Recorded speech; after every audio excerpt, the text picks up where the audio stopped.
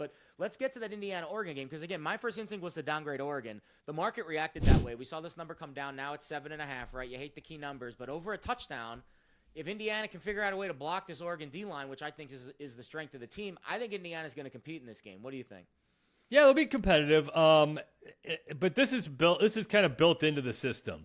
You know, where you look at the Indiana schedule. I mean, Indiana is just as well coached as anybody. Yeah. And, you know, the crazy part about this Ohio State defense, I mean, the Ohio State defensive stats at this point are unbelievable. Like you have to go back to 1978, I think it is, for the last time they went 5 games in a row without allowing close to 10 points. And you have to, if they do it again this week, that'll be 6 for the first time since like the Woody Hayes 1974, teams. So this defense is at another level. Here's my fun, crazy stat on Indiana. Ohio State's defense is ridiculous in the red zone. It's allowing teams to score just 28% of the time. No one else is under 50%, and only one other team is under 60. Indiana in 5 games has only allowed 3 drives to get inside the 20-yard line. They're not even letting teams in the red zone. And, look, they haven't played, I mean, Illinois is legit, obviously, but that was a buzzsaw game. Iowa, okay, but the Old Dominion, Kennesaw State, Indiana State, whatever. They're going to lose to Oregon, but that's factored in along with the loss at Penn State. They're 10-2, and they're going to beat everyone else. But they'll lose respectably. Everything's going to go towards plan against Oregon. Oregon's going to win. They're going to have to fight for it. It'll be a good win, move on, and Indiana's going to lose respectably enough that everyone's going to be like, okay, yeah, fine, you're good. Yeah, I think Indiana does have some explosive tendencies, both on offense and defense. And what I mean by that is they're prone to giving up explosives on defense. That's actually something that they don't grade out in well, but everything else, they're fantastic. They're green across the board, success rate, finishing drives, havoc, third downs.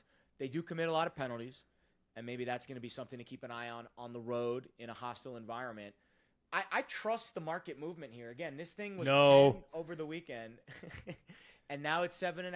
I think Indiana keeps it close. I think they keep it close. I think maybe because I would take the point. Or they do its back door because they owe the world for that safety against Iowa. So it might be, but if it is, it's not. Look, it's a false equivalency is to say, oh no, Oregon might not be that good because they took it because Penn State played great. Once Penn State woke up, they could not be stopped. They were down 2 scores until they woke up. Yeah, but they sleptwalk. I mean, weird things happen in LA. They had problems last year against USC. That's the problem with making that trip is your body clock's off. Oregon didn't have a problem with it, but I guess the game was at night.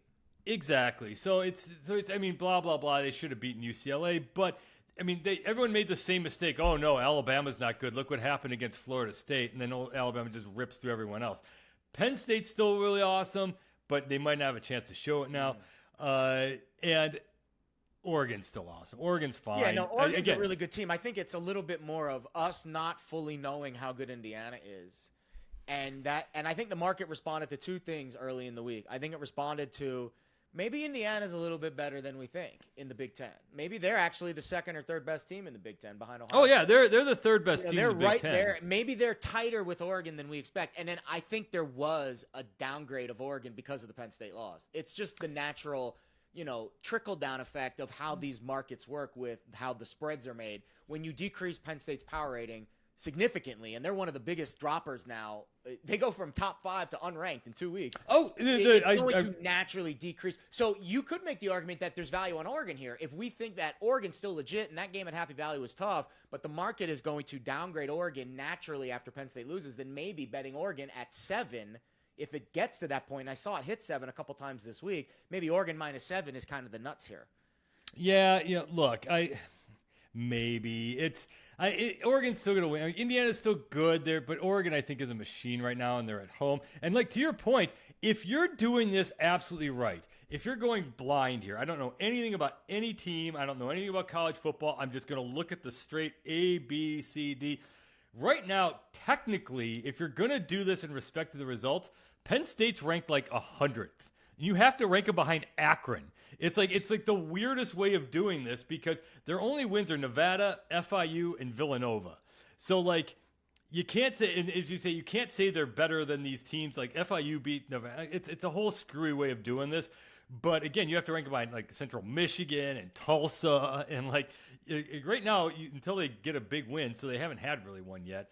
But don't downgrade Oregon too much. But you're right, or Indiana can come in and win this, and it wouldn't be really that shocking because they're just that airtight, they're just that well coached.